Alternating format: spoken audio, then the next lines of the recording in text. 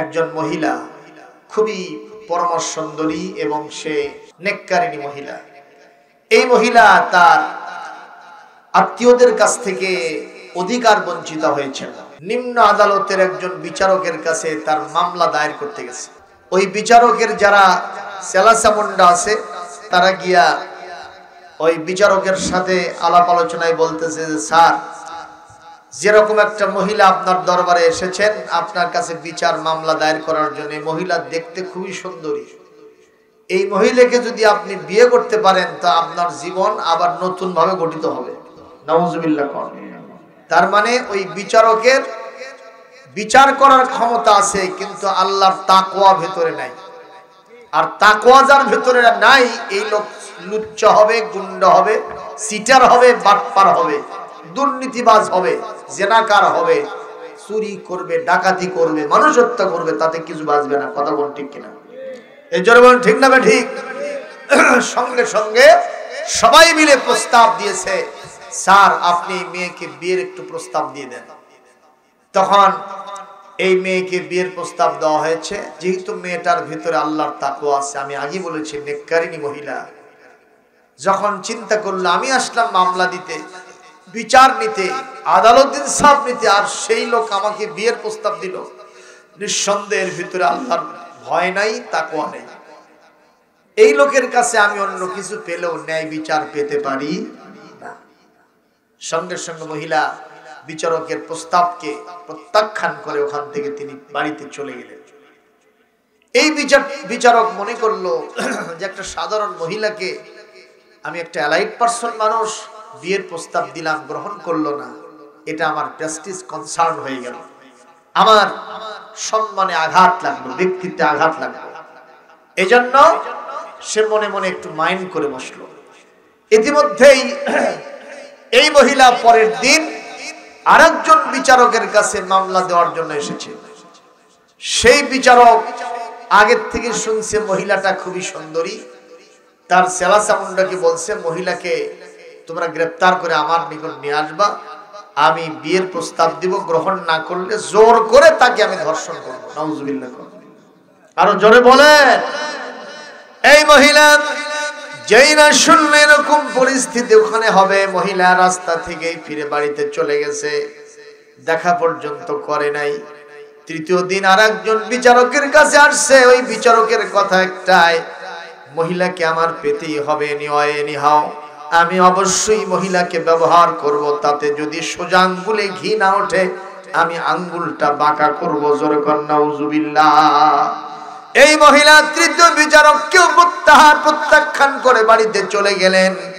Lastly and finally চতুর্থ আরেকটা দিন আরেকজন বিচারকের কাছে মামলা দায়ের করার জন্য এসেছেন।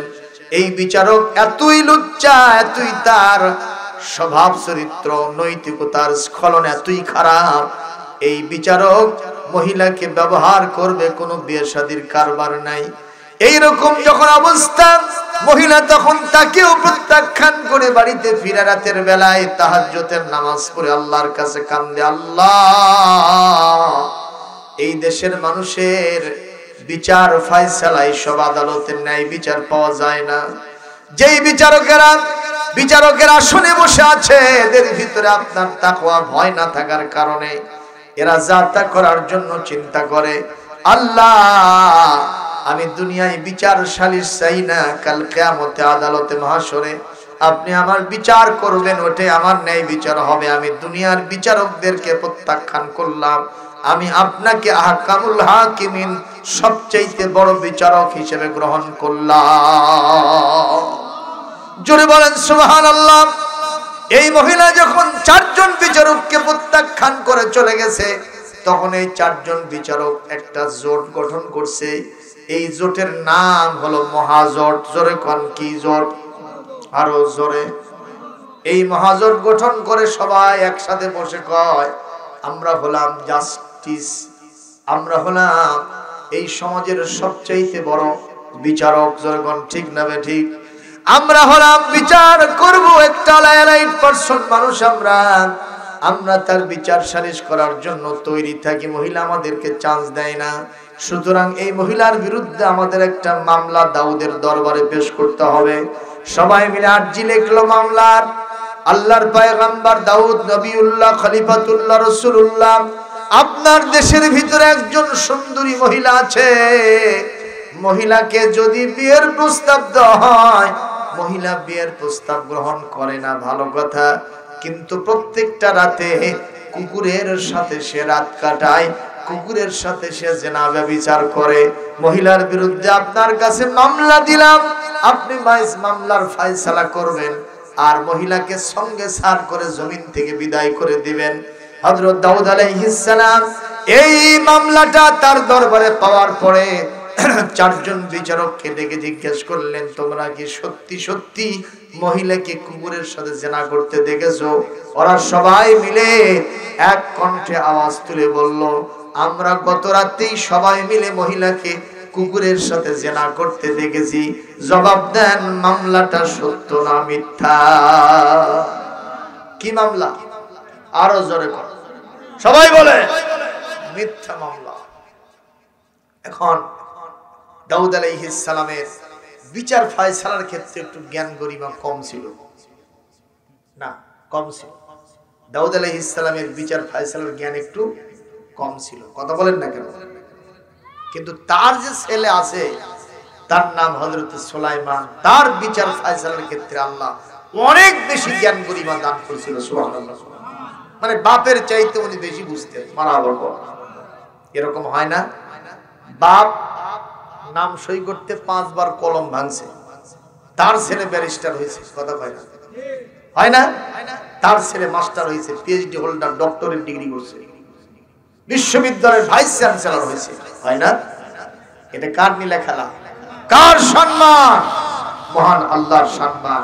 আল্লাহ পাক বলেন, ফাদ্দালা বা'দাকুম আলা বা'দিন, আমি তোমাদের একে অপরের উপরে প্রাধান্য দেই, মর্যাদা দেই, এটা আমি আল্লাহর শান, আমার মান। করে আল্লাহু আকবার। সুতরাং কেউ কাউকে দেখে ঘৃণা করতে পারি না। আপনি একজনকে দেখে ঘৃণা করছেন, দেখবেন সেই প্রেসিডেন্ট হয়ে বসে আছে, আপনি পালায়া জায়গা পাচ্ছেন না যে কোথায় লুকোবে। ঠিক না ভাই? ঠিক। আমাদের শেখ হাসিনা যিনি এদেশ থেকে চলে গেছেন, তিনি ভারতে আছেন ঠিক, ওই সৌদি আরবের কাছে একটু আশ্রয় প্রার্থনা করছে। আমেরিকা, ব্রিটেন, তারপরে কানাডা, অস্ট্রেলিয়া, সব জায়গা থেকে বলতেছে না, এই আপদ আমরা আর নেব না। আল্লাহু আকবার কর। আর খালেদা জিয়া কি স্পেশাল বিমান কাতার থেকে পাঠায়া নিয়ে যে এখন লন্ডনে চিকিৎসা দিচ্ছে। বুড়ি খালেদা এখন যা দেখেন চুরি হয়ে গেছে। আজকে পত্রিকায় লিখতেছে উনি দেশের মধ্যে আসার জন্য খালি লাফাচ্ছে। আল্লাহু আকবার কর। এটা কার সম্মান মর্যাদা? ফাআলুল লিমা ইউরিদ। আল্লাহু আকবার জোরে কর। আলা কুল্লি শাইইন কাদির। তিনি যা ইচ্ছা তাই করতে পারেন, মুহূর্তের ভিতরে কেউ ঠেকাতে পারে না। কষ্ট পেলেন কথাটাতে? বাস্তব কথা। সূর্য পশ্চিম দিকে উঠছে, পূর্ব দিকে উঠছে, ওটা না সকালবেলা। এখন কেউ যদি কয় বারে পূর্ব দিকে সূর্য উঠছে, তো এটা আর দোষ হবে? দোষ হবে? তো সবাই দেখতেছে, ঠিক কিনা বলে? সুতরাং আমরা যদি বলি তো দোষ হবে কেন? একটু খালি ওই ছাই চাপা আগুন ছায়া আলোক করে দিলে বার হয়ে দাউ দাউ করে, ঠিক না? ঠিক করে আমার ভাইরা, দাউদ আলাইহিস সালামের কাছে যখন মামলার ফয়সালা আসলো, উনি বললেন, হ্যাঁ আমার জল্লাদের আমার ফাইনাল ডিসিশন, মহিলাই কাম করছে, তাকে ধরে নিয়ে এসো, বুক পর্যন্ত মাটির মধ্যে গেড়ে দাও, চতুর্দিক থেকে পাথর মেরে তার রক্ত, মাংস, হাড্ডি, চামড়া যা আছে সব মাটির সাথে মিশায় দাও, উড়ায় দাও। বলেন নাউজুবিল্লাহ। এটা কি ফয়সালা ন্যায় হলো না অন্যায় হলো? ওখানে জনাকীর্ণ আদালত, মানুষজন ছিল, তারা যখন বিদায় হচ্ছিল, থুতু ফেলতেছিল, সমালোচনা করতেছিল, দাউদ পয়গম্বর এটা কি ফয়সালা করলো? পয়গম্বর মানুষ, এটা কি করলো? এটা ইনজাস্টিস হলো, এটা ন্যায় বিচার হলো না অবিচার হলো, ঠিক না বলে? এখন রাস্তার ভিতরে হযরতে সুলাইমান দাউদ আলাইহিস সালামের বেটার সাথে দেখা, এটা আসলেই বেটা, পাঠা না। জনগণ ঠিক কিনা? আমাদের অনেকের বেটা পাঠা, এগুলো বেটাই না, পাঠা আর লেটা, ঠিক কিনা? এরা বাপের সম্মান মাটির সাথে মিশে দেয়। আর দাউদ আলাইহিস সালামের ছেলে সুলাইমান বাপের সম্মান আরো উপর দিকে উঠায় দেয়। সুবহানাল্লাহ, জোরে বলেন। এক পর্যায়ে লোকেরা যখন সমালোচনা করতেছে বাপের, তখন বলতেছে, এই তোমরা আমার বাপের বিরুদ্ধে কথা বলতেছো কেন, কি হয়েছে? বলে, সুলাইমান তোমাকেই তো আমরা চাচ্ছিলাম। কি কারণ? তোমার বাপ মহিলার বিরুদ্ধে একটা ফায়সালা দিয়েছে, তুমি শুনলে আশ্চর্য হয়ে যাবা। কি সেটা? বলে, এই ঘটনা। সত্যি আমার বাপ মহিলাকে আত্মপক্ষ সমর্থন করে কোনো বক্তব্য রাখার সুযোগ দেয়নি? বলে দেয়নি। তাদেরকে ভালোভাবে ইন্ট্রোগেশন করছে যারা মামলা দিয়েছে? বলে না, তাও করেনি। দেখি চলো, বাপ হলেও খাতির নাই, ন্যায় বিচার করতে হবে। মারহাবা, জোরে কর আল্লাহু আকবার করেন। আল্লাহ রাব্বুল আলামিন বলেন, ওয়ালাউ আলা আনফুসিকুম আবিল ওয়ালিদাইনি ওয়াল আকরাবিন। তুমি যদি মুসলিম হতে চাও, ন্যায় বিচার যদি করতে চাও, এমন বিচার সালিশ করতে হবে তোমার নিজের বিরুদ্ধে, তোমার পিতামাতার বিরুদ্ধে, তোমার নিকটাত্মীয়ের বিরুদ্ধেও যদি চলে যায়, তারপরেও তোমাকে ন্যায় বিচার করতে হবে। বিধানকার। আমার ভাইরা, হযরত সুলাইমান আলাইহিস সালাম এই লোকদেরকে ধরে নিয়ে বাপের আদালতে আসলেন। এসে বললেন, আব্বাজি, এই যে সালিশটা আপনি করেছেন, আপনি কি কখনো আপনার বিচারকদেরকে ভালো মতো ইন্ট্রোগেশন, জিজ্ঞাসাবাদ করছেন? কয়, বাবা, আমার যারা বিচারক তারা তো হলো আমার মতন, অন্যরা অন্যরকম। এরা তো কখনো মিথ্যা কথা বলবে না, ওরা যা বলেছে হাসা কথাই বলেছে। আমি সেই জন্য মহিলার বিরুদ্ধে এরকম রায় দিয়েছি। জিজ্ঞেস করলেন, আব্বাজি, আপনি কি মহিলাকে একটু আত্মপক্ষ সমর্থন করে বক্তব্য রাখার সুযোগ দিয়েছেন? বলে, বাবা, দরকার নাই। মহিলার আভাব দেখে বুঝতে পারছি মহিলা ওই কাম করছে। নাউজুবিল্লাহ, জোরে কোন। হযরত সুলাইমান বলেন, আব্বা, হবে না, হবে না, হবে না। এই বিচারের সানি করার জন্য আমাকে পারমিশন দিতেই হবে। সঙ্গে সঙ্গে বাপ বলল, বাবা, লাভ হবে না, বিচারটা এরকমই হবে। তারপরে উনি বললেন, না আব্বা, একটু সুযোগ দেন, আমি একটু ভেতরের বিষয়টা বার করার চেষ্টা করি। বলছে, আচ্ছা, তুমি যা পারো করো, তুমি তো খালি লোকমা দাও আমার, আমি যা যা করি তুমি খালি লোকমা দাও। যাই হোক, সুলাইমান আলাইহিস সালাম এই চারজন বিচারককে তার আদালতে ডাকলেন। যেই দেখছে আজকের বিচারক সুলাইমান, ওদের 1.5 টাকা 5 টাকা শুরু হয়ে গেছে যে আজকে কি একটা হবে। জোরে কর ঠিক না বেঠিক? জিজ্ঞাসা করতেছে, তোমরা ওখানে থাকো, এক এক করে আসো। রুমের ভিতরে একজনকে ডেকে নিয়ে জিজ্ঞেস করতেছে, আচ্ছা, এই মহিলা কুকুরের সাথে জেনা করছে, এটা কি তুমি দেখছো? কইছে, আমরা যা বলিব সত্য বলিব, মিথ্যার ধারে কাছে যাব না। আমরা গত রাতেই দেখছি এই মহিলা কুকুরের সাথে জেনা করছে। আচ্ছা বলো তো, তোমাদের কুকুরের কালার কি একটাই ছিল না আলাদা আলাদা কালার? কথা বুঝতে পারছেন? বলছে, না, একটা কুকুরের সাথে আমরা দেখছি, কালারও তো একটাই হওয়ার কথা। বলে, ভালো কথা, তোমার কুকুরের কালার কেমন বলো তো? আমার কুকুরের কালার হলো সাদা। কি কালার? সাদা। বাস, তুমি হলো গাধা, চোখের ভেতরে আছে ধাঁধা।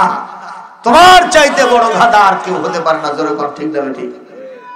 তুমি এখানে বসো। স্যার, আমার তো ইন্টারভিউ শেষ হয়েছে না? বলে, হ্যাঁ। এখন ছুটি দেন? কয় যে না, আজকের ইন্টারভিউর পরে কোনো ছুটি হয় না, এই প্রশ্নের উত্তর আউট করা যাবে না। মারহাবা গো। তুমি এখানে বসো। ইতিমধ্যে আরেকজনকে ডেকে বলছে, বলো তো, তোমরা কি একই কুকুরের সাথে মহিলাকে জেনা করতে দেখছো? বলে, হ্যাঁ, একই কুকুরের সাথে দেখছি। বলো তো, তোমার কুকুরের কালার কেমন? কয়, আগেরটা যেমন আমারটা তেমন। মানে এ হলো সিটার, খুবই সাদর মার্কালো, এমন দাম কি মারছে। এই মিয়া, ও কোন কুকুরের সাথে জেনা করতে দেখলো আর কালার কোনটা ও জানে, তুমি কি জানো? ও যেটা বলছে সেটা ও বলছে, তুমি ওইটা কেমনে জানো যে ও কোন কালার বললো? বলছে, স্যার, যদি বলাই লাগে তো বলতেছি। বলো। আমার কুকুরের কালার হলো কালো। তুমি উত্তর দিছো ভালো, তুমি এখানে সুন্দর করে বসো। কয়ে, স্যার, আমার তো ইন্টারভিউ শেষ হয়েছে, একটু ছুটি দেন, উরিদুল ইজাজাত মিনকা, আমাকে একটু ইজাজত দেন, আমি যাব। কয় যে না, আজকে ছুটি নাই, এখানে বসো। তৃতীয় আরেকজন বিচারককে ডেকেছেন, মহিলা কুকুরের সাথে জেনা করেছে, কি তুমি দেখেছ? হ্যাঁ দেখেছি। একই কালার, একই রকম কুকুর না আলাদা আলাদা? বলে না, একরকম কুকুরের সাথে একটা কুকুরের সাথে জেনা করতে দেখছি সবাই মিলে। বলো তোমার কুকুরের কালারটা কেমন? কয় লাল। একটু জোরে আল্লাহু আকবার দেবেন না? যেই বলছে লাল, বলে এখন তোমার বিরুদ্ধে ভাঙবো ডাল। কতক্ষণ ঠিক না ঠিক? তুমি সিট ডাউন, এখানে তুমি বসে যাও, খবরদার উচ্চবাচ্য করবা না, উঠতে পারবে না। অবস্থা চূড়ান্ত। সুলাইমান আলাইহিস সালামের আব্বা দাউদ আলাইহিস সালাম ওখান থেকে শুধু আলহামদুলিল্লাহ আল্লাহু আকবার বলতে থাকে, মারহাবা কোন। এক পর্যায়ে তিনজন, চারজনের ভিতরে তিনজনের রেজাল্ট যদি একদিকে চলে যায়, আর একজনের রেজাল্ট কি নেওয়ার আর দরকার আছে? সরকার ইউনিয়ন পরিষদ নির্বাচনে 9টা সেন্টারের ভিতরে 8টা সেন্টারের যদি রেজাল্ট একজনের দিকে চলে যায়, আর একটি গুনার দরকার আছে নাকি? জনগণ, তারপরে এই পৃথিবীতে নবীদেরকে আল্লাহ পাক ন্যায় বিচারের জন্য পাঠাইছেন। সুবহানাল্লাহ। লাকাদ আরসালনা রুসুলানা বিল বায়িনাতি ওয়া আনজালনা মাআহুমুল কিতাবা ওয়াল মিজানা লিয়াকুমান নাসু বিল কিসতি ওয়া আনজালনাল হাদিদা ফীহি বা'সুন শাদীদুন ওয়া মানাফিউ লিন-নাস। আরো জোরে করে আল্লাহু আকবার। সূরা হাদীদের 25 নম্বর আয়াতে আল্লাহ পাক বলেন, এই পৃথিবীতে আমি আমার রাসূলদেরকে 4টা জিনিস দিয়ে পাঠাইছিলাম। কয়টা? একটা হলো মুজিজা, 2 নম্বর কিতাব। মুজিজা হলো নিয়োগপত্র, আর কিতাব হলো সংবিধান। আর তাদের সাথে আমি দিয়েছিলাম দাড়ি পাল্লা। একটু জোরে বলুন, কি পাল্লা? আরো জোরে। জোর হলো না? মার্কা কিরে? সবাই বলেন। গত সরকারের সময়ে ন্যায় ইনসাফের প্রতীক দাঁড়িপাল্লা ছিনাই নেওয়া হয়েছিল। জোরগণ ঠিক কিনা? ধান ছিল, লাঙ্গল ছিল, নৌকা ছিল, কিন্তু ন্যায় ইনসাফের প্রতীক দাঁড়িপাল্লা ছিল না। জোরগণ ঠিক কিনা? সামনে কামে ইলেকশন যেটা আসতেছে, ইনশাআল্লাহ কোরআনের প্রতীক দাঁড়িপাল্লা অবশ্যই আমাদের বাংলার জমিনে দিতে হবে। কথা বলেন ঠিক না বেঠে? লাঙ্গল দিয়ে জমি চাষ করেছি, ঠিক কিনা? আবার সেই ধান জমিন থেকে নৌকা দিয়ে বয়ে নিয়ে আসে জমিনে পিটা, সেই ধান এখন তৈরি করছি। এখন ধান মাপার টাইম আছে কি দিয়া? জোরেগণ কি দিয়া?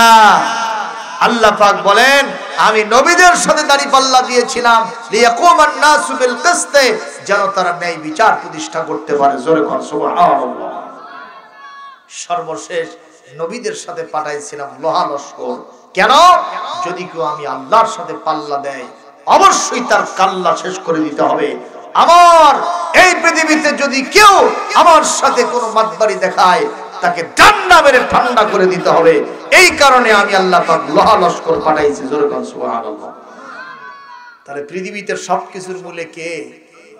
এই যে লোহা দিয়ে যা যা দেখতেছেন জমিনের সব কিছু মহান আল্লাহ লোহা দিয়ে বানাইছে, আর লোহা হলো তার মূল উপাদান। সুবহানাল্লাহ।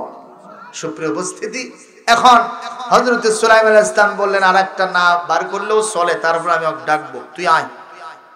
ওকে ডেকে এনে এসে বলতেছে, এই কুকুরের সাথে জেনা করতে দেখছো মহিলা? কয় যে সত্যি ছাড়া মিথ্যা কই না, বল তো তোর কুকুরের কালার কি? সে বলতেছে, আমার কুকুরের কালার হলো অ্যাবনরমাল কালার, মানে অস্বাভাবিক কালার, যেটা সহসা হয় না। কি সেটা কও না কেন? সেটা হলো মাটিয়াসা রঙের,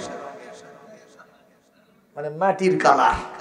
মানে এতই সাদর। চিন্তা করলো, আমরা তো সব সিটার মার্কা বিচারক, আমাদের তো এই স্বাভাবিক কালারকে আমরা কালারে আমরা কেউ বলবো না, ওরা আসলে অস্বাভাবিক বলছে।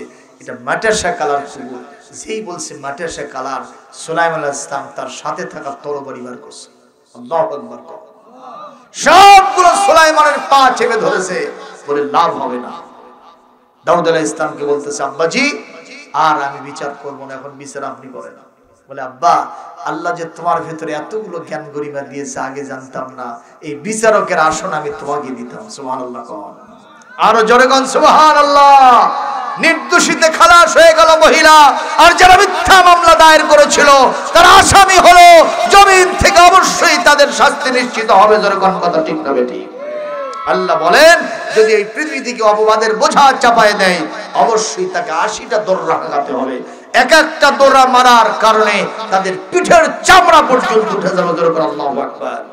আমাদের মরহুম আল্লামা দেলোয়ার হোসেন সাইদি, মাওলানা মতিউর রহমান নিজামী, আলী হাসান মোহাম্মদ মুজাহিদ সহ ওই সমস্ত নেতৃবৃন্দ হীরকখণ্ড তুল্য যারা আল্লাহর ওলির মতো, তাদেরকে যারা মিথ্যা অপবাদ দিয়ে জমিন থেকে বিদায় করে দিয়েছে, অবশ্যই অপবাদের শাস্তি তাদের পিঠের উপরে তোররা হাঁকায়া এই শাস্তির প্রতিশোধ নিতে হবে। জোরে বলেন কথা ঠিক কিনা? আরো জোরে বলেন কথা ঠিক কিনা? আল্লাহ যেন আমাদেরকে তৌফিক দান করেন। জোরে বলি ইনশাআল্লাহ। আল্লাহ রাব্বুল আলামিন বলেন, ক্বাদ জাআকুম মিনাল্লাহি নূরুন ওয়া কিতাবুম মুবিন। আল্লাহ রাব্বুল আলামিন বলেন, এই পৃথিবীতে তোমাদের নিকটে অবশ্যই আমার পক্ষ থেকে এসেছে দুইটা জিনিস। কয়টা? একটা হলো নূর, আরেকটা হলো স্পষ্ট কিতাব। নূরের ব্যাখ্যায় কেউ বলেছেন আমাদের বিশ্ব নবী, আবার কেউ বলেছেন নূর হলো আমার কোরআন। স্পষ্ট কিতাব যেটা, সেটাও কি? একটু জোরে বলেন। এটা আল্লাহর পক্ষ থেকে আমাদের কাছে এসেছে। সূরা মায়েদার 15 নম্বর আয়াত থেকে জানলাম কোরআন হলো একটা আলো, একটা আলোকবর্তিকা। বলতেই পারি কোরআন হলো একটা ল্যাম্প, একটা বাতি। জোরগণ ঠিক কিনা? আমাদের দেশের যে চারাকগুলি আছে, বাতিগুলি আছে, এই যে কারেন্টের বাতি না, এক সময় কারেন্ট ছিল না, তখন রাতের বেলায় আমরা পুরো পরিবার একসাথে যখন ভাত খাইতে বসতাম, তখন তেলের বাতি এইরকম দিয়ে সলায় জ্বালায়া আমরা ভাত খাইতাম। কথা কন না কেন? বাতিটা নিচে আছে, সব জায়গায় আলো যায় না। ওখান থেকে একজন বলতেছে আন্ধার লাগতেছে, এই পাশে থেকে আরেকজন বলে আন্ধার লাগতেছে। এটা যখন করেছে বলেছে, তখন আমাদের মা এই বাতিটা একটা জিনিসের উপরে উঠায় দিতেন। সেই জিনিসের নাম কি? জোরে কর, আরো জোরে কর। আমি শাহজাহানপুরের মানুষ, আপনারা হলেন গাবতলীর মানুষ। আসন এখন কয়টা? কথা কয় না বলে? এক আসনের লোক। মারহাবা কর। সুতরাং আমার যা ভাষা আপনার ভাষা একই হবে, ঠিক কিনা কর? আমাদের ওই এলাকাও যার উপরে বাতিটা রাখা হয় ওটাকে বসাই বলে, আরবিতে বলে মেশকাত, যার আসল বাংলা হলো চেরাগদান, যার উপরে বাড়িতে বাতিটা রাখা হয়। এখন বাতিটা যখন মা উপরে উঠাই দিলেন, এখন আর কারো আপত্তি আছে যে অন্ধকার লাগতেছে? তার মানে বাতির আলো সবার পাতে পাতে গেছে, ঠিক কিনা কর? ঠিক কিনা কর? এই কোরআন যেহেতু আলো, কোরআনে কারীম নিচে থাকার কারণে এর আলোটা সব জায়গায় পৌঁছতেছে না। কথা কর। তাহলে কোরআনের একটা গসা আছে। কোরআনের কি আছে? এই গসার নাম আওয়াজ দিয়ে বুদ্ধি করে বলেন তো সেটা কি? এই যে এই চাচা বলছে, আপনারা সবাই বলেন কি? তাহলে সংসদ হচ্ছে কোরআনের গসা। ওখানে যদি কোরআন সেটিং দেওয়া যায়, গোটা বাংলাদেশের প্রতি ইঞ্চি জমিনে কোরআনের আলো পৌঁছে যাবে। এ বিশ্বাস আপনাদের আছে? জোরে কোন আছে? বলি ইনশাআল্লাহ। যেমন তুমি দিলে জমিন, দিয়েছো আসমান, সুখের সমাজ গড়তে দিলে তেমনি কোরআন তোমার দয়ায় ফুরান, দয়ায় ফুরান, দয়ায় ফুরান। আল্লাহর দয়ার কোনো সীমা নেই। সেই দয়ার সর্বশ্রেষ্ঠ দয়া হলো, রহমতের নাম হলো মহাগ্রন্থ আল কোরআন। কথা বলেন না কেন? আমি আপনি যতই ভালো খাবার খাই, সব খাবারগুলা তৈরি করে আপনার সামনে দেশে খাইলেন, একবার পায়খানা করলেন, পেট ক্লিয়ার। কতক্ষণ খাবার খাইলে থাকে না, কি বলেন? পোশাক নতুন বানাইলেন, কিছুদিন পর এটাও পুরনো হয়ে যায়, জীর্ণ শীর্ণ, ছিঁড়ে যায়, ঠিক কিনা, রিজেক্ট হয়ে যায়।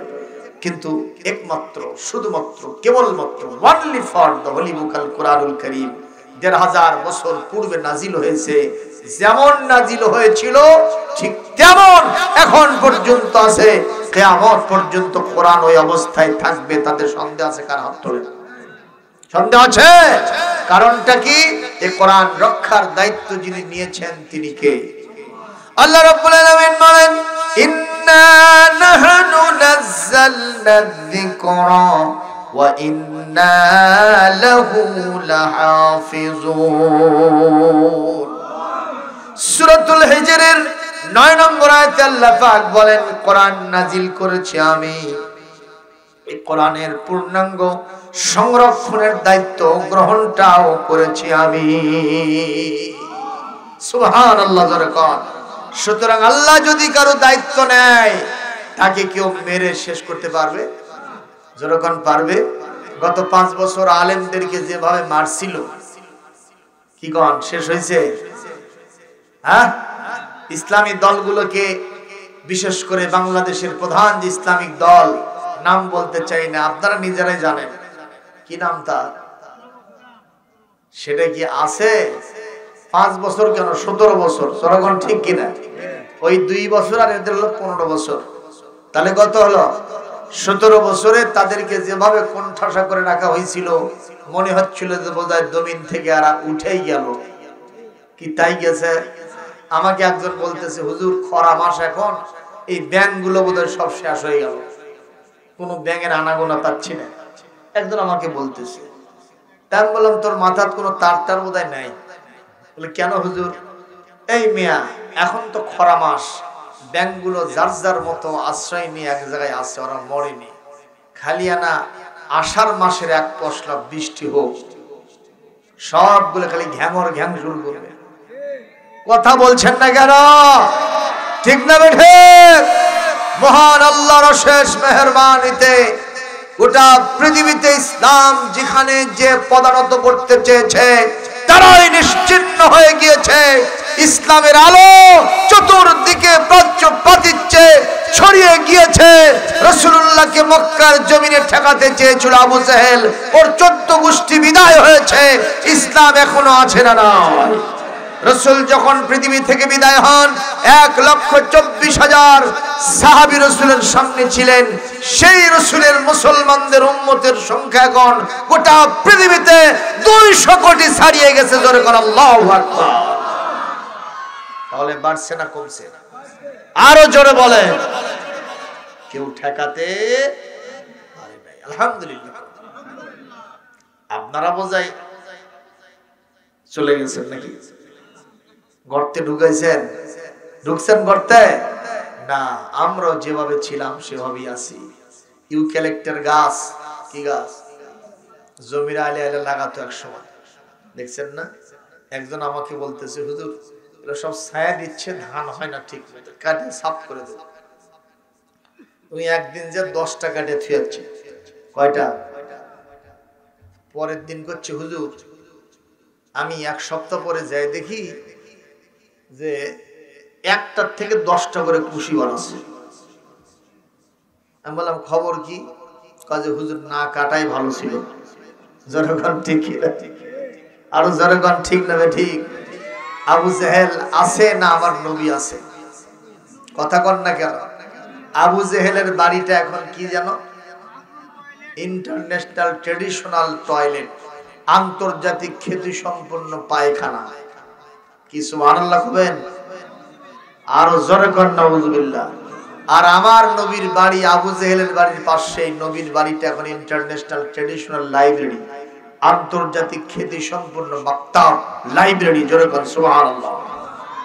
লাইব্রেরি থেকে মানুষ জ্ঞান আহরণ করে, গোটা পৃথিবীতে তা বিতরণ করে। সুবহানাল্লাহ। আমার ভাইরা, আবু জেহেলের প্রতি মানুষের ঘৃণা এত বেড়ে গেছে, বাংলাদেশের এক হাজী সেখানে হজ করতে গেছে। যাওয়ার পরে একজন হুজুর ছিল, তার গাইডার মুআল্লিম। ওই হুজুর বলতেছেন, মূর্খ সূর্খ মানুষ আমাকে বলতেছে, হুজুর এটা কি? আমি বললাম এটা পায়খানা। শুধু পায়খানাই না, এটা হলো আবু জেহেলের বাড়ি। তো হুজুর এখানে যদি পায়খানা করি তাহলে কি হবে? বলে আবু জেহেল বেজার হবে, আমার নবীজি খুশি হবে। হাজী বলতেছে, হুজুর এই কারণেই তো 3.5 লক্ষ টাকা খরচ করে হজ করতে আসছি, নবীর ভালোবাসা চাই আর আবু জেহেলের কলিজা জ্বলায় দিতে চাই। কথা কোন ঠিক কিনা? হুজুর আপনি বাইরে থাকেন, আমি একটু পায়খানা করতে ঢুকি। এই হাজী সাহেব পায়খানা করতে ঢুকেছে, আধা ঘন্টা যায় হাজী বাড়ায় না, 1 ঘন্টা যায় হাজীর খবর নাই, 1.5 ঘন্টা যখন গেছে হুজুর সাহেব বলতেছে আমার কলিজায় পানি নাই। আমি মনে করতেছি সম্ভবত ওই চলেই গেছে, বিদায়। আমি তখন দরজা ভাঙার জন্য রুম ধুরুম করি, পাশে থেকে পুলিশ দৌড়ে আসে, কয় হুজুর সাহেব একজন লোক হাজত সারে, আপনি তাকে ডিস্টার্ব করেন কেন? ওই তো জানে না ঘটনাটা কি। বলে স্যার এখানে যিনি ঢুকেছেন 1.5 ঘন্টা এখন পার হয়ে 2.5 ঘন্টা হচ্ছে। বলে তাই? বলে হ্যাঁ, অ্যাবনরমাল কেস, অস্বাভাবিক ব্যাপার। পুলিশও তখন দরজা ভাঙার জন্য রুম ধুরুম সাউন্ড, এইটা কুলাতে না পেরে উনি আস্তে করে সিটকারি খুলে দিয়ে খ্যাক খ্যাক করে হাসে উঠছে। এই হুজুর বলতেছে, আপনি কি হাজি না পাজি? আগে সেটা বন্ধ। হুজুর চেতেছেন কেন? চেতবো না মানে মিয়া, এই 2 ঘন্টা লাগে একজন মানুষের পায়খানা করতে। কয় হুজুর মন খারাপ করবেন না, যখন ঢুকছি আমার তখন কোনো পেইন নাই, আমার পায়খানার কোনো ব্যথা বেদনা নাই। আপনি ফজিলত বলছেন না, ওই ফজিলত অর্জনের জন্য এই 2 ঘন্টা ধরে আবু জেহেলের বাড়িতে বসতে খালি কুতিচ্ছি যে পায়খানা করে দাও। জোরে কর আল্লাহু আকবার, আর জোরে কর আল্লাহু আকবার। তাহলে কি বোঝা যায় আবু জেহেলের প্রতি মানুষের ভালোবাসা বাড়ছে না ঘৃণা বাড়ছে? আরো জোরে কর।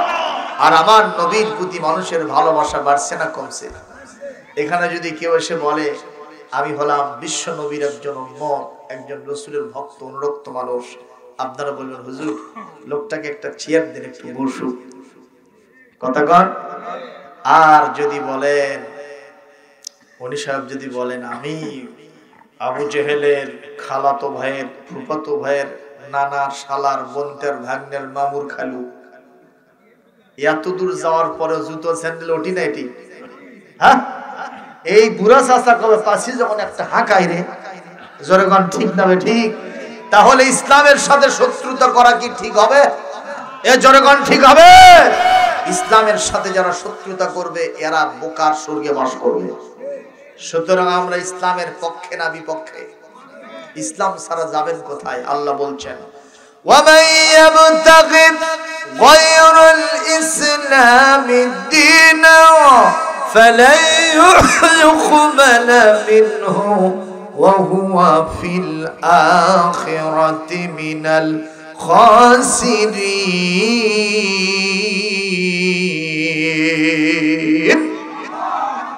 সূরা আলে ইমরানের 85 নম্বর আয়াতে আল্লাহ বলেন, ইসলাম ছাড়া কোন মতাদর্শ যদি কেউ তার জীবনে কায়েম করে, কামনা করে, সেটা যদি জাতীয়তাবাদ হয়, সমাজতন্ত্র হয়, পুঁজিবাদ হয়, ধর্মনিরপেক্ষ মতবাদ হয়, যে কোনো ইজম হোক, মতবাদ হোক না কেন, মানব রচিত কোন মতবাদ হয়, আমি আল্লাহর কাছে সেটা গ্রহণযোগ্য হবে না।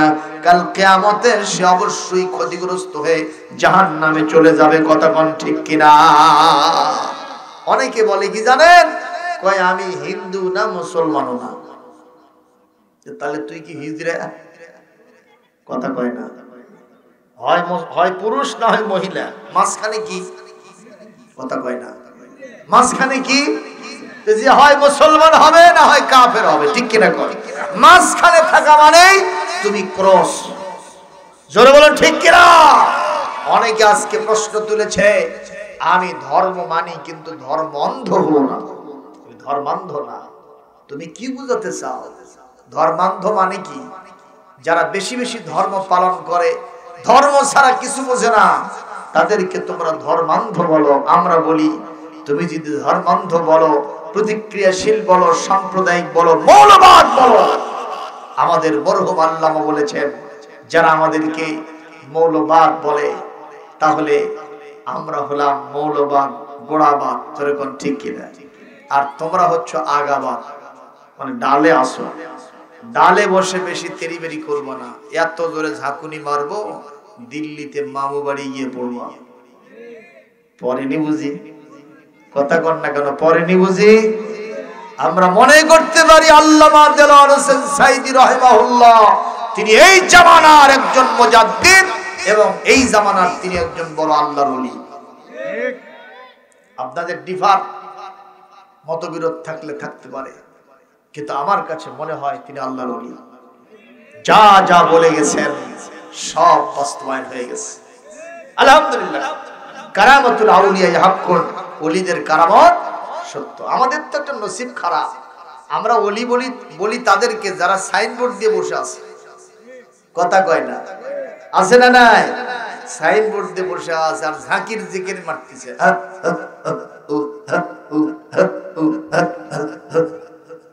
কি আছে? আছে আছে না নাই? এগুলো কি আসলে জিকির না ফিকির? এই সব জিকির চলবে না। জিকির করতে করতে জাকির উঠছে গাছে, লঙ্গি নামছে নিচে। ঠিক কি না? দেখেন না পীর সাহেব যে ঠেসে ধরে, দেখছেন না? নেটের ভিতরে দেখা যায়। এগুলো আসলে কি জিকির? জিকিরের নামে তামাশা চলবে না। জোরে কোন ঠিক না ঠিক? আল্লাহ রাব্বুল আলামিন যেন আল্লামা দেলোয়ার হোসেন সাঈদী রাহিমাহুল্লাহকে জান্নাতের সর্বোচ্চ মুকামে স্থান দেন। আজকে চিটাগাংয়ের 5 দিন ব্যাপী তাফসীরুল কোরআন মাহফিল দীর্ঘদিন পরে প্যারেড ময়দানে, যেটা আল্লামা দেলোয়ার হোসেন সাঈদী 40 বছর ধরে করেছেন, জোরে করে আল্লাহু আকবার। সেই মাহফিল এবার আবার শুরু হয়েছিল। 5 দিনের সর্বশেষ আজকে 11টার পূর্বে বাংলাদেশের নতুন ইসলামিক স্কলার, বিশ্ববরেণ্য আলেমে দ্বীন হযরত মাওলানা ডক্টর মিজানুর রহমান আল আজহারি সর্বশেষ দিনে বক্তব্য রেখেছেন। তিনি বলেছেন, আমাদের বিশ্বাস ঘনীভূত হয়েছে আল্লামা দেলোয়ার হোসেন সাঈদীকে মেডিকেল ক্লিনিককে মানে কিলিং করা হয়েছে। তাকে মেডিকেল ভাবে তাকে চিকিৎসার মাধ্যমে ইনজেকশন পুশ করে কিল করা হয়েছে, জমিন থেকে বিদায় করে দেওয়া হয়েছে। কথা ঠিক কিনা? অনেক লক্ষ লক্ষ জনতার সামনে এই দাবি পেশ করেছেন যে আমরা বর্তমান ইন্টারিম গভর্নমেন্টের কাছে দাবি জানাই, সাঈদী সাহেবের মৃত্যুর তদন্ত করে জাতির সামনে স্বাধীন নিরপেক্ষ তদন্ত রিপোর্ট পেশ করতে হবে। এতে যদি কেউ দোষী সাব্যস্ত হয়, বাংলার জমিনে ফাঁসির কাস্টে ঝুলায়া তাকে বিদায় করে দিতে হবে। জোরে কোন কথা ঠিক কিনা? কারা কারা চান দুহাত তুলে আল্লাহকে দেখা? এই দাবিটা কি আমাদের অযৌক্তিক হবে? যেহেতু তিনি আমাদের ভালোবাসার মানুষ, হাসপাতালে তিনি ঢুকতেছেন, কি সুন্দর হাস্যোজ্জ্বল চেহারা। একটা মানুষের শরীরে যদি খুব বেশি অসুখ হয়, করিবুল মওত, মৃত্যুর দুয়ারে পৌঁছে গেছে, সে মানুষের মুখে হাসি আসে? উনি হাসে ঢুকলেন, কিছুক্ষণ পর সে রিপোর্ট করছে উনি ডেড, উনি চলে গেছে। কথা বলেন না কেন? বিশ্বাস করতেই পারি যেই লোক তার চিকিৎসার দায়িত্বে ছিল, সেই লোক ফ্যাসিস্টদের দালাল হিসেবে, ডাক্তার হিসেবে ওনার আশেপাশে ঘুরঘুর করেছিল। যিনি পালায়ে গেছেন, কতক্ষণ সেই লোক তার সুচিকিৎসা করবে, এটা কখনো আমরা বিশ্বাস করি না। ঠিক না বেঠিক ভাইরা আমার? সুতরাং এই পৃথিবীতে আমরা ইসলামের পক্ষে থাকবো, কারণ ইসলাম হলো হক আর অন্য সবগুলো হলো বাতিল। ঠিক কিনা বলেন? আর ইসলাম শুধু ধর্ম নয়, ইসলাম রাজনীতির সাথে সম্পর্ক আছে। কারণ ইসলামের যারা খোলাফায়ে রাশিদিন ছিলেন, ইভেন আমার বিশ্বনবী, সমস্ত আম্বিয়া আলাইহিমুস সালাম, তারা জননেতা, জনগণের নেতৃত্ব দিয়েছেন। এটা কোরআন দ্বারা সাবেত। কোথায় আছে? কোরআনে কারীম সূরা আম্বিয়ার ৭৩ নম্বর আয়াতে আছে।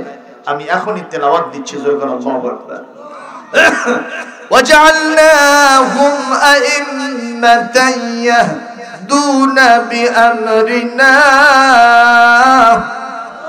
وأوحينا إليهم فعل الخيرات وإقام الصلاة وإيتاء الزكاة وكانوا لنا عابدين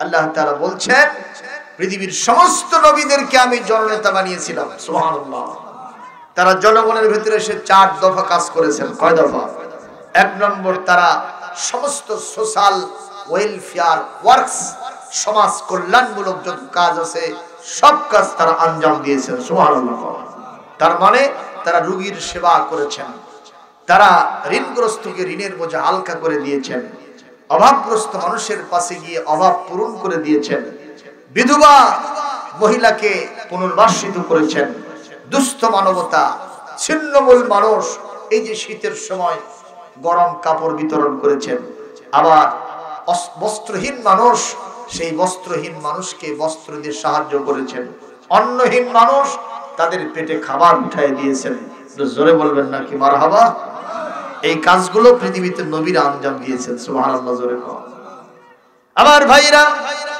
এরকম ঘটনা পৃথিবীতে আমরা অনেক শুনেছি হযরতে সাইয়েদনা ওমর ইবনুল খাত্তাবের জীবনের একটা ঘটনা সবাই আপনারা জানেন রাতের বেলায় একা একা তিনি ঘুরতেছেন দেখতে পান মরুদ্যানের ভিতরে তাঁবু গেড়ে একজন মহিলা চুলার উপরে পাতিল দিয়ে কি যেন রান্না করতেছে আর কয়েকজন ছোট ছোট সন্তানরা সেখানে কান্না করতেছে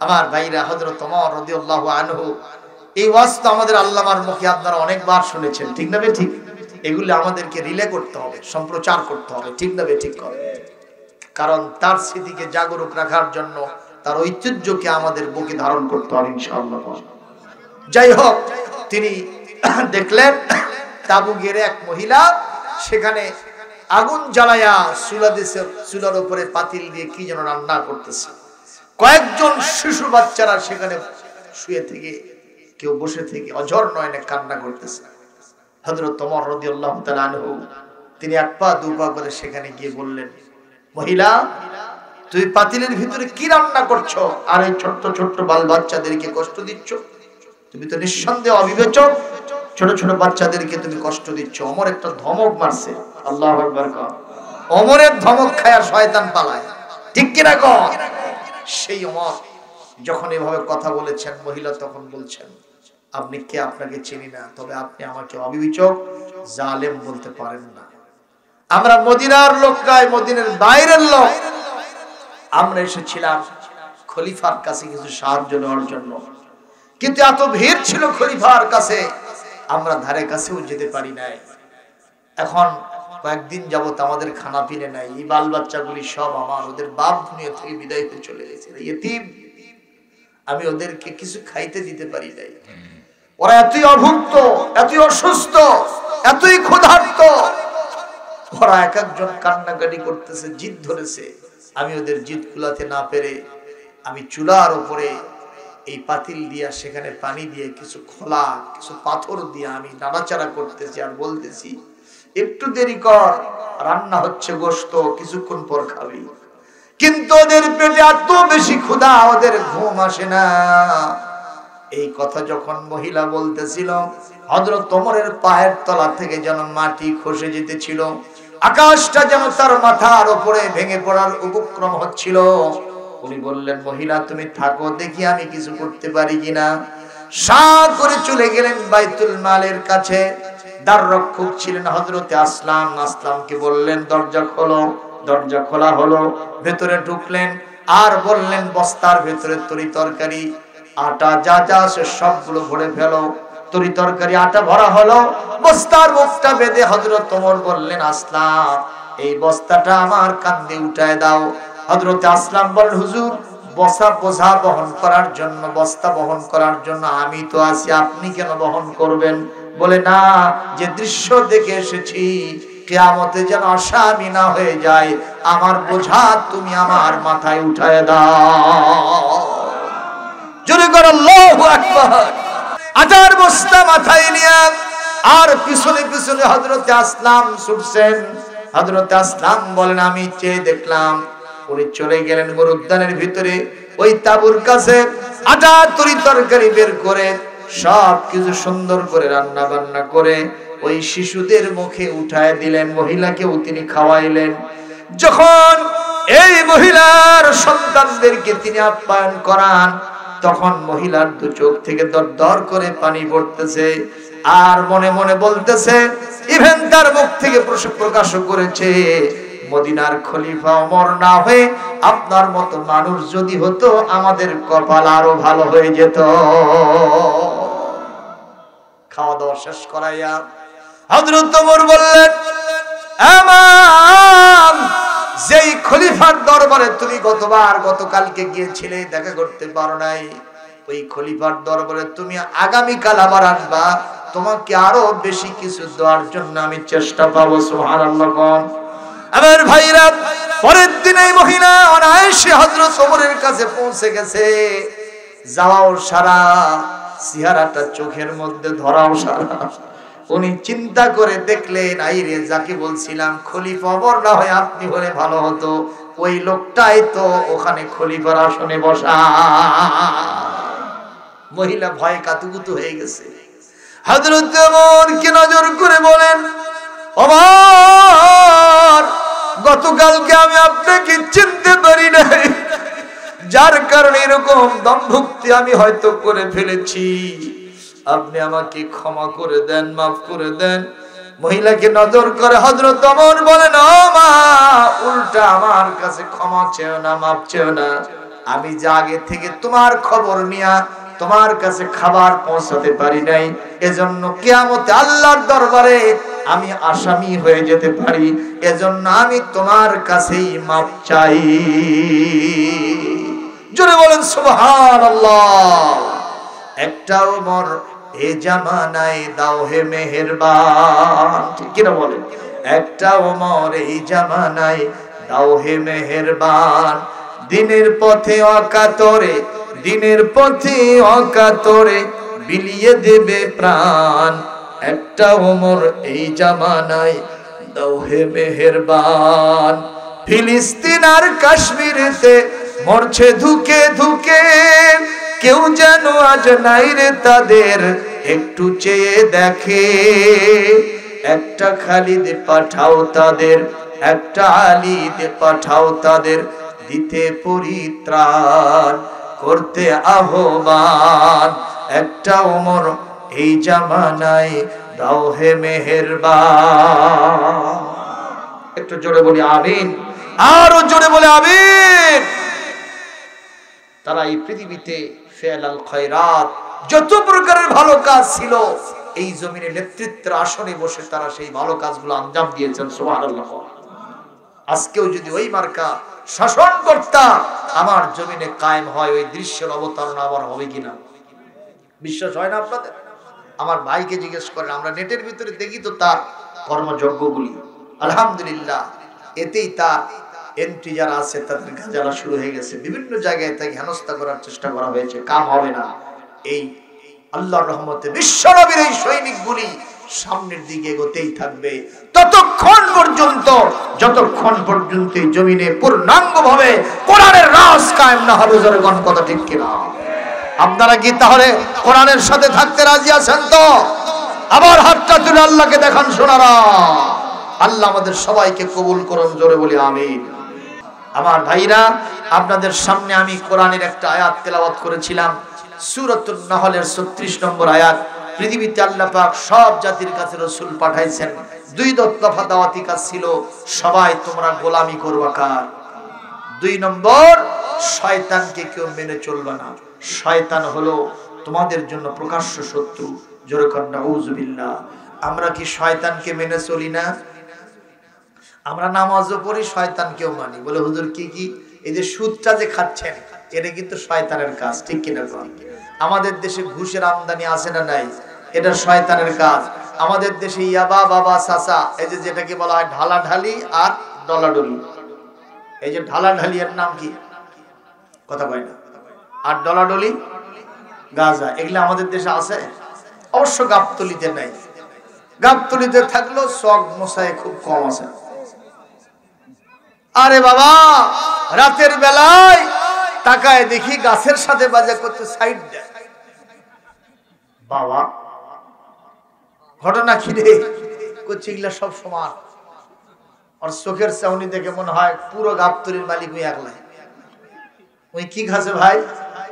গভীর রাত্রে বাড়িতে যে ডাকতেছে মা মা মা, দরজা খুলে দে। আর মা মরছে 14 বছর আগে, ডাকে কা? বউ করছে ভালো মানুষ, টের পাও না? আমি তোমার বউ না, ওই খালা। চুপ থাক। বউ আবার খালা করে করলো, তাহলে বোঝা যায় আমি ডাল খাইছে না খাইনি? জনগণ খাইছে না খাইনি? সুতরাং এই জাতীয় লোক এই পৃথিবীতে যারা আছে এরা হচ্ছে শয়তানের চেলা চামুন্ডা। জনগণ ঠিক কিনা? গান বাজনা আমার সমাজে আছে। গান বাজনা হলো শয়তানের হচ্ছে ফাঁদ। শয়তান এটা দিয়ে এই জমিনে তার রাজত্ব কায়েম করতে চায়। মহিলাদের ব্যাপার শয়তানের ফাঁদের কাজ। সুতরাং এগুলি আমার জমিনে ইমপ্লিমেন্ট আছে, বাস্তবায়িত আছে। এগুলো থেকে জমিনকে রক্ষা করতে হলে কোরআনের শাসনের কোনো বিকল্প নাই। এই কথা বারবার আমরা কেন বলি? পৃথিবীতে আল্লাহ রসুলরা, রসুল আকরাম সাল্লাল্লাহু আলাইহি ওয়াসাল্লাম সহ সমস্ত রসুলগণ এইভাবেই তারা এই জমিনে আল্লাহর সুশাসন প্রতিষ্ঠা করেছেন। আমাদেরকেও সেই পথে সেই মতে হাঁটতে হবে। কথা বলেন ঠিক না বেটি? আল্লাহ বলেন, শয়তানকে যদি ছাড়তে পারো, মহান আল্লাহর গোলামি যদি করতে পারো, তাহলে দুনিয়া আখিরাতে তোমরা হেদায়েতের রাস্তায় টিকে থাকবা। তোমাদের লাস্ট ডেস্টিনেশন হবে আল্লাহর জান্নাতুল ফেরদাউস। সুবহানাল্লাহ। একটা কথা ভালো করে বোঝেন, একজন মানুষের গ্যাস্ট্রিক হয়েছে, ডাক্তার বলেছে আপনি এই ওষুধগুলো খাবেন, কিন্তু ভাজা পোড়া খাওয়া যাবে না। এই লোক ঔষধও খায় কিন্তু বাদাম ভাজি ছাড়ে না। এর গ্যাস ভালো হবে? এর জীবন হবে পাদাবাদির জীবন। কথা কোন ঠিক না বেঠে? অনুরূপ ভাবে একজনের ডায়াবেটিস হয়েছে, ডাক্তার বলেছে আপনি ওষুধ খাবেন, হাঁটাহাঁটি করবেন, মিষ্টি খাবেন না। ওই কয় মিষ্টি খাবো না কিন্তু চিনি ছাড়বো না। আছে না? এর ডায়াবেটিস শরীর ভালো হবে? এটা যেমন হবে না। এই পৃথিবীতে আল্লাহর গোলামিও করব, শয়তানকেও মেনে চলবো, এই লোক কখনো খাঁটি ইমানদারও হতে পারবে না। আল্লাহর জান্নাত তার জন্য ভাগ্যে জুটবে না। জোরে কোন ঠিক কিনা? এই জন্য আল্লাহর দাসত্ব হবে, গোলামি হবে, পাশাপাশি শয়তানকে ছেড়ে দিতে হবে। দুনিয়া থেকে শয়তানের পায়রবি বিদায় দিয়ে আল্লাহর আনুগত্যে গোলামিতে আমাদেরকে প্রবেশ করতে হবে। আল্লাহ তৌফিক দিন। জোরে বলি আল্লাহুম্মা আমিন। কত জানাজার পড়েছি নামাজ, দিয়েছি কত দাফন। কত জানাজার পড়েছি নামাজ, দিয়েছি কত দাফন। কোথায় জানি আছে আমার তৈরি সাদা কাফন। জানাজার পড়েছি নামাজ, দিয়েছি কত দাফন। আমার তরি বাধায় আছে কোন শেখেয়া ঘাটে, কোন মসজিদে এলান হবে সোয়াবে শেষ খাটে। ঠিক না? কোথায় জানি করবে দাফন, কোথায় জানি করবে দাফন আমাকে সজন। জানাজার পড়েছি নামাজ, দিয়েছি কত দাফন। কত জানাজার পড়েছি নামাজ, দিয়েছি কত দাফন। ঠিক কিনা? সেই জানাজার স্থান এটাকে উঁচু করতে হবে, তার মানে মাটি ভরাট করার দরকার আছে না নাই?